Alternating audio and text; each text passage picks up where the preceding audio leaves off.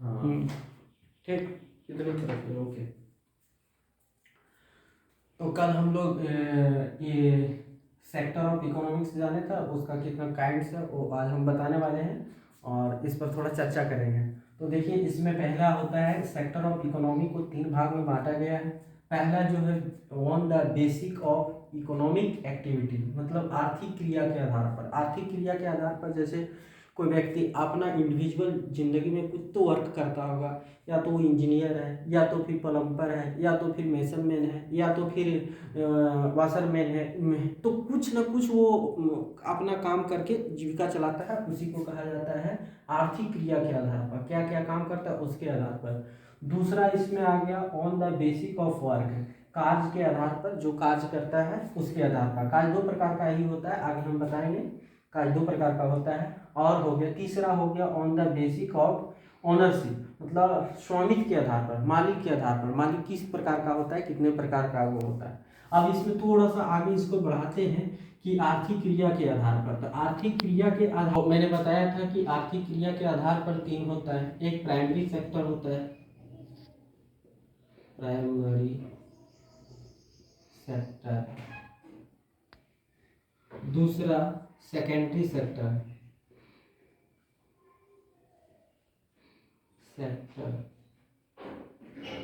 तीसरा tertiary sector. ये 3 होता है। टर्शरी सेक्टर हो गया, ये 3 प्रकार होता है, प्राइमरी सेक्टर, सेकेंडरी सेक्टर और टर्शरी सेक्टर। अब हम इसको थोड़ा अगर हम बात कर लें, प्राइमरी मतलब होता है प्राथमिक।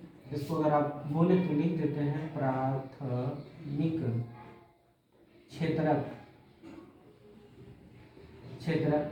द्वितीय क्षेत्रक और तृतीय क्षेत्रक। दुनिया का जितना सारा वस्तु है यही 3 क्षेत्रक के अंतर्गत आता है, यही 3 क्षेत्र के अंतर्गत आता है। दुनिया में जितना सारे आर्थिक क्रियाकलाप है वो सब 3 ही सेक्टर के अंतर्गत सिमट के रह गया है। पहला प्राइमरी सेक्टर, दूसरा सेकेंडरी सेक्टर और तीसरा टर्शरी सेक्टर। इसको जानना बहुत जरूरी है इकोनॉमिक्स के लिए, ये बहुत जरूरी है और बेस चीज है, इकोनॉमिक्स बेस चीज है। प्राइमरी सेक्टर में वो सेक्टर लिया जाता है जो नेचुरल से रिलेटेड हो। नेचुरल से रिलेटेड मीन्स क्या हो गया, एग्रीकल्चर हो गया, उसमें ड्रिलिंग हो गया, उसमें पीस फार्मिंग हो गया, या तो फिर आपका मधुमक्खी पालन हो गया, कुक्कुट पालन हो गया। ये सारा प्राइमरी सेक्टर में आता है। और इसमें एक और सेक्टर आता है इसी के अंतर्गत, खनन। जितने सारे खनन करते हैं ये प्राथमिक सेक्टर के अंतर्गत आता है। तो प्राथमिक सेक्टर जो है वो इसमें लगा हुआ है। आज का स्थिति प्रेजेंट टाइम का देखें तो आज अभी बहुत सुधरा हुआ है। जब 1950 और 51 का बात करें, 1950 से 51 के बीच वाला बात करें, उसमें से प्राथमिक सेक्टर में हमारा जितना इकोनॉमी है, मान लिया जाए इतना इकोनॉमी है पूरा, ये पाई चार्ट से हम समझने का प्रयास करते हैं, जिसमें से प्राथमिक सेक्टर में जो था,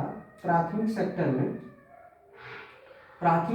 में 55% जो था प्राइमरी सेक्टर में आदमी था, वर्क करता था। प्राइमरी सेक्टर का एक विशेषता ये भी होता है, प्राइमरी सेक्टर में आदमी बहुत लगा रहता है लेकिन इसमें इनकम बहुत कम होता है। उसके बाद टर्सरी और सेकेंडरी सेक्टर में 29% था और 28 या 9% था, और लेफ्ट जो बच गया वो इतना था टर्सरी सेक्टर में। कहने का अर्थ ये हो गया कि पूरा इकोनॉमी सबसे ज़्यादा पहले जो था वो प्राथमिक सेक्टर में था, उसके बाद सेकेंडरी सेक्टर में था, और सबसे कम व्यक्ति जो काज करता था वो टर्सरी सेक्टर में। लेकिन आज का प्रेजेंट डेटा का हम बात करें, आज का 2024 का मैं बात करूं प्रेजेंट डेटा का, तो आज एकदम अपोजिट हो गया है। अभी प्रेजेंट टाइम में टर्सरी सेक्टर में 55% आदमी वर्क कर रहा है, और सेकेंडरी सेक्टर में जो है,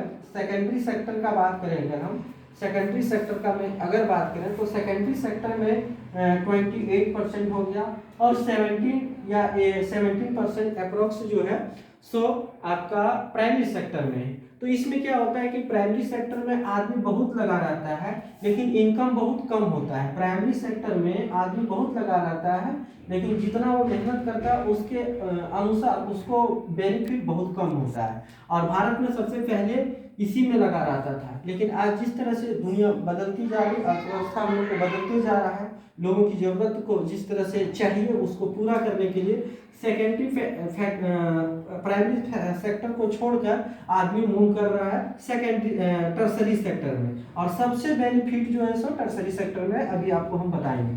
तो ये क्या हो गया, प्राइमरी सेक्टर में क्या हो गया, जो नेचुरल से रिलेटेड है, जो नेचुरल से रिलेटेड है, जैसे मत्स्य पालन करना, अगर बारिश नहीं होगी तो मत्स्य पालन करना संभव नहीं है, यहाँ का टेम्परेचर अच्छा नहीं रहेगा तो नहीं हो पाएगा। जैसे एग्रीकल्चर करना, वो भी उसी से रिलेटेड है। उसके बाद अगर आप पशुपालन ले लें, डेयरी विधि ले लें, तो सब उसी में है। और तीसरा है ड्रिलिंग करना। ड्रिलिंग मतलब नीचे से जो है सो माइनिंग करके जो एलिमेंट्स वगैरह निकालता है, वो हो गया प्राइमरी सेक्टर में। प्राइमरी सेक्टर में भारत में पहले 1950-51 के बीच के देखें तो सबसे ज़्यादा काम करता था, अभी उसकी अपेक्षा धीरे धीरे कम हो रहा है। अब प्राइमरी सेक्टर में सारा चीज़ है। सेकेंडरी सेक्टर क्या करता है, सेकेंडरी सेक्टर में निर्माण और विनिर्माण का कार्य करता है। जैसे अगर हम बताएं कि सेकेंडरी सेक्टर में निर्माण और विनिर्माण का काम क्या करता है, जैसे मान लीजिए आपको भी बताएं कि फार्मिंग जो होता है, एग्रीकल्चर जो होता है प्राइमरी सेक्टर, तो एग्रीकल्चर से हम आलू को प्रोडक्ट कर सकते हैं, उत्पादन करते हैं। और वही आलू को अगर हम ले आते हैं, जब तक वो आलू है तब तक प्राइमरी सेक्टर, वही आलू को ला के हम चोखा वगैरह बना के गुपचुप में उसको तब्दील कर दिए, चिप्स बना दिए। जब तक चिप्स बना है आलू वही है लेकिन उसका रूप बदल दिया। तो मैंने बताया कि निर्माण या विनिर्माण करता है, मतलब उसका रूप को थोड़ा सा चेंज करने का काम करता है। तो वो आ गया सेकेंडरी सेक्टर में। जैसे गेहूं हो गया, गेहूं चक्की, आटा चक्की, उसमें क्या करता है, गेहूं वही रहता है लेकिन गेहूं जाने के बाद गेहूं का रूप होके वो क्या हो जाता है, आटा में बदल जाता है। तो इसमें क्या करता है, उसी का रूप थोड़ा चेंज हो जाता है, तो इसी को सेकेंडरी सेक्टर के अंतर्गत आता है। और इसमें एक बड़ी बात है, सेकेंडरी सेक्टर में क्या है, सेकेंडरी सेक्टर में निर्माण या विनिर्माण में आता है। आप जैसे कहते हैं कि अंडा जो है सो प्राइमरी सेक्टर में आया, और वही अंडा को अगर हम ऑमलेट बना दिए तो वो क्या हो गया, सेकेंडरी सेक्टर में आ गया, क्योंकि अंडा वही है, अंडा का रूप बदल गया तो सेकेंडरी सेक्टर में आ गया। और सेकेंडरी सेक्टर में सिर्फ निर्माण और विनिर्माण का कार्य होता है। अब आ जाओ टर्सरी सेक्टर में। टर्सरी सेक्टर में क्या है कि जब तक वो अंडा था, जब तक वो एग था, तब तक वो क्या था, प्राइमरी सेक्टर। वही एग को मैंने क्या किया, ऑमलेट बना दिया तो हो गया सेकेंडरी सेक्टर। और वही ऑमलेट को मैंने क्या किया, मार्केट में उसको बेचना शुरू कर दिया तो वो आ गया टर्सरी सेक्टर में। तो टर्सरी सेक्टर में क्या क्या आता है, सो आप देखो टर्सरी सेक्टर में इन दोनों सेक्टर का जो कॉपरेट करता है, प्राइमरी सेक्टर और सेकेंडरी सेक्टर का जो कॉपरेट करता है उसको टर्सरी सेक्टर में आता है। जैसे मान लिया जाए आप डॉक्टर को भी ले सकते हैं टर्सरी सेक्टर में, पुलिस स्टेशन को भी ले सकते हैं टर्सरी सेक्टर में, हॉस्पिटल को भी आप क्या ले सकते हैं टर्सरी सेक्टर में।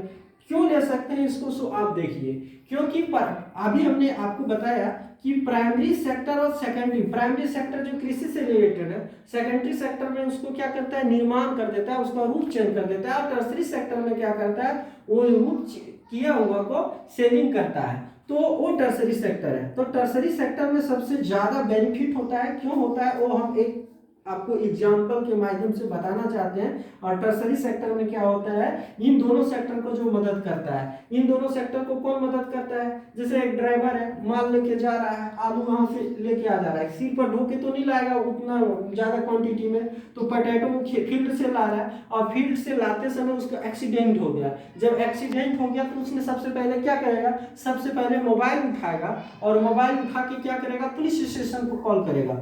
तो जो मोबाइल से वो फोन किया तो क्या इसको कॉपरेट कर रहा है ना, प्राइमरी सेक्टर को कॉपरेट कर रहा है ना, तो मोबाइल से पुलिस स्टेशन को फोन किया तो वो हेल्प कर रहा है। उसके बाद पुलिस स्टेशन वाले आए, फिर उसको हेल्प किया, उसके बाद उसको हॉस्पिटल ले गया। तो यहाँ जो हो गया कम्युनिकेशन सेक्टर जिसको कहते हैं, कम्युनिकेशन सेक्टर, उसके बाद पुलिस आ गया और फिर हॉस्पिटल आ गया। ये तीनों चीज जो है इसको कौन मदद कर रहा है, ये प्राइमरी सेक्टर वाले को ही मदद कर रहा है। तो वही कहने का अर्थ मेरा यही है कि जो प्राइमरी सेक्टर और सेकेंडरी सेक्टर को टर्सरी सेक्टर मदद करता है। समझे कि नहीं। तो इसके अंदर क्या क्या आ गया, इसके अंदर आप कम्युनिकेशन सेक्टर आ गया, पुलिस आ गया, हॉस्पिटल आ गया, ट्रांसपोर्टिंग में आ गया आपका व्हीकल्स वगैरह आ गया। तो वो क्या आ गया इसके टर्सरी सेक्टर में। अब आपको बताते हैं कि हम बताएं कि इसमें बहुत ज़्यादा कम पूंजी लगता है, बहुत ज़्यादा पॉपुलेशन इसमें रिलेटेड रहता है, वर्क करता है, लेकिन बेनिफिट प्राइमरी सेक्टर में कम होता है। सेकेंडरी सेक्टर में प्राइमरी सेक्टर की अपेक्षा थोड़ा ज़्यादा बेनिफिट होता है, लेकिन टर्सरी सेक्टर में इन दोनों से ज़्यादा बेनिफिट होता है। अब जरा सा मैं बात करता हूँ, थोड़ा आप समझिए। अगर एक राम नाम का लड़का है, उसने केक खरीदा, राम नाम के लड़का ने केक खरीदा और वे केक 10 पैकेट खरीदा, 10 पैकेट केक खरीदा है, 10 पैकेट केक खरीदा। तो उसने क्या किया कि 5 पैकेट केक को खा गया और उसके पास 5 पैकेट जो केक रहा उसको क्या किया, उसको ब्रेड चप बना के बेच दिया।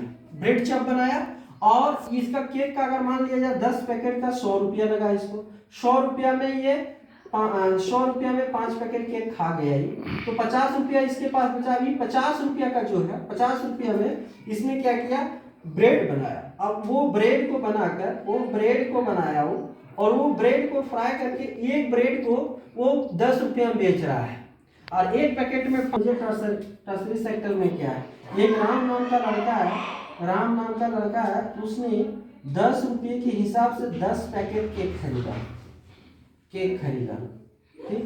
तो इसका टोटल कितना हो गया, RS इसको लगा 100 रुपीज लगा। अब इसने क्या किया, 5 पैकेट केक खा गया ये, तो 5 पैकेट केक खा गया तो इसका कितना हो गया 10, तो इसके पास बचा 50 रुपये, क्योंकि 50 रुपये का केक उसने खा गया। अब बचा उसका रिमाइंडर में कितना केक बचा है, 50 रुपया का, यानी 5 पैकेट केक बचा है। अब ये 5 पैकेट केक में 55 फीस का रहता है, आप लोगों को पता होगा, तो 55 फीस का रहता है। तो उसने क्या किया, इसका ब्रेड बनाया। अब 5 फीस का रहता है तो कितना हो जाएगा, 5 से 5 को गुना करेंगे तो 25 फीस केक हो गया। अब वो क्या किया, वो केक को उसने क्या किया, वो केक को ब्रेड बनाया और ब्रेड बना 10 रुपीज के हिसाब से, 10 रुपीज पीस को 10 रुपीज के हिसाब से उसको सेल कर दिया। तो आप समझ जा कि उसके 25 एक केक का लिया 10 रुपीज, एक केक का 10 रुपीज लिया और टोटल केक उसके पास 25 है। तो आप समझ सकते हो इसका टोटल कितना हो गया, 250 रुपीज उसको होगा और उसको लागत कितना था, 50 रुपीज लागत था। आप सपोज डेट उसमें भी अगर उसका और कॉस्ट कैपिटल इसमें लग गया, जैसे फ्राई किया होगा, उसमें ऑयल लगा, हीट लगा, उसको 100 रुपीज फिर माइनस कर दो, फिर भी इसके पास रिमाइंडर 150 रुपीज हो रहा है। तो देखो सबसे ज्यादा वही केक को अगर वो खा के खत्म कर दिया तो उसको कुछ नहीं हुआ, लेकिन उसको टर्सरी सेक्टर में जैसे लाया हो उसको बेनिफिट कितना हो रहा है, 150। तो इससे आप समझ सकते हो कि इसमें ज्यादातर बेनिफिट हो रहा है। इसी को लगभग